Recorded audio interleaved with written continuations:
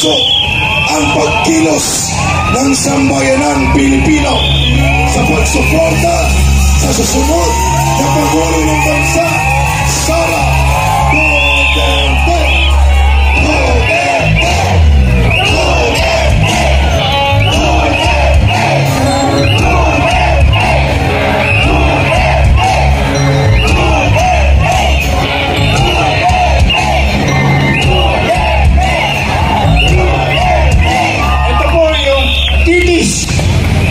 Ito tinatawag natin a single spark can start a prairie fire. Maglalagablab ngayon yung tulong para ponduhan si Inday Sara. Thank you, kuya.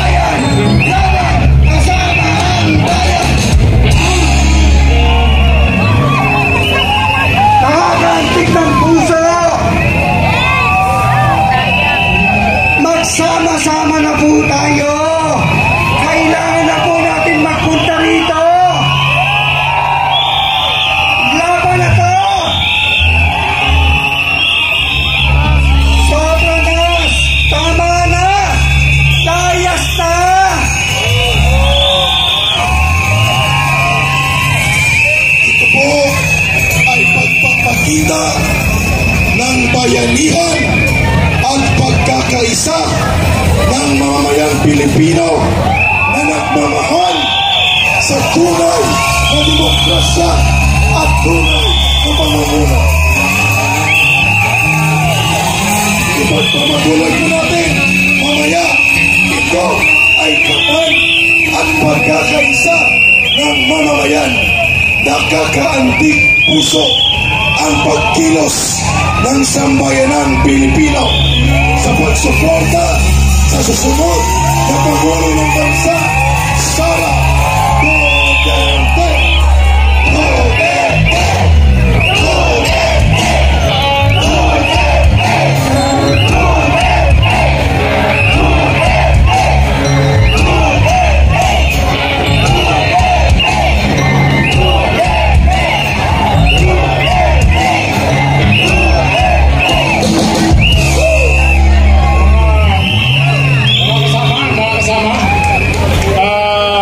Attention please.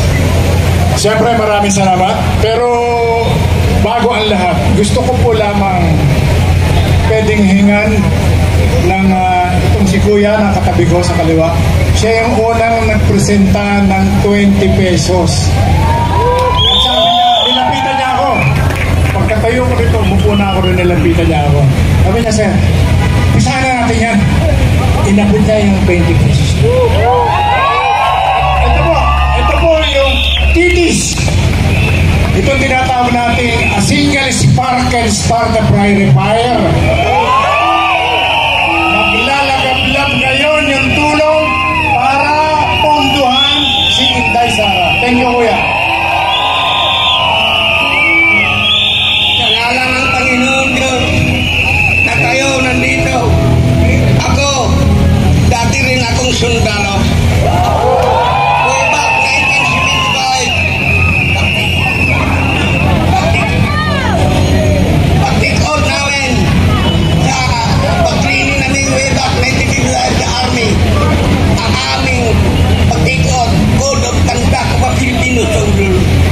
Number 1, I am a Filipino soldier. I will be allowed legal.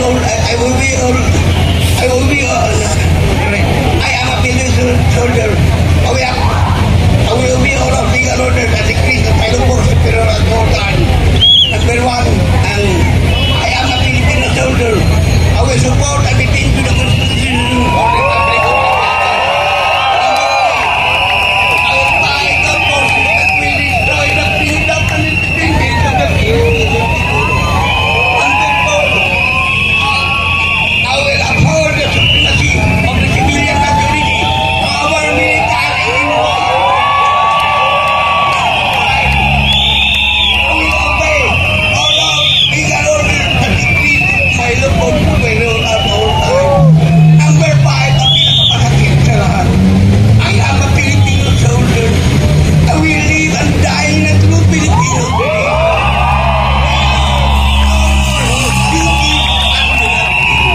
All day, I live my life like this to mga sakrit ko. Hindi ko lang isabi ang pangalan ko. Baka mag-isino lang kasama ko. Kasi ang kasama ko iba naging general. Medyo general, pero nga general.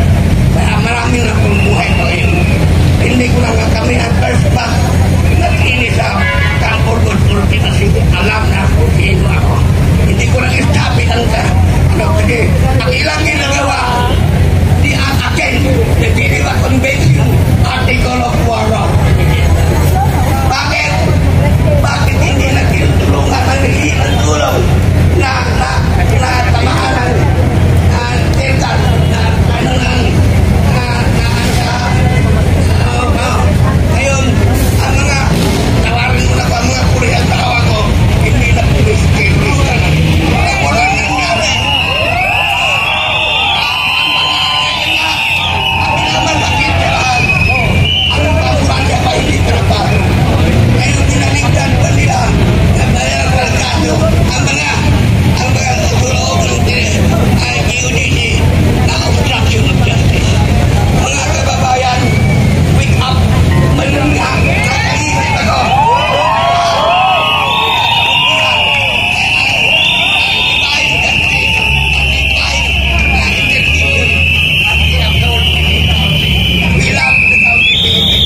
I love you all. Kasi dahil ito, nakaiyak ako.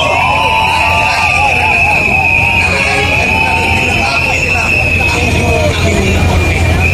Patuloy, you have no peace in the armed forces. You are not a police. You have no right to peace in the armed forces. Even in one thing. Thank you very much. Yun po ang tunay na sundalo na naglingkod at nag-alay ng buhay para ipagtanggol ang batas, ang konstitusyon at ang kalayaan ng mga Pilipino.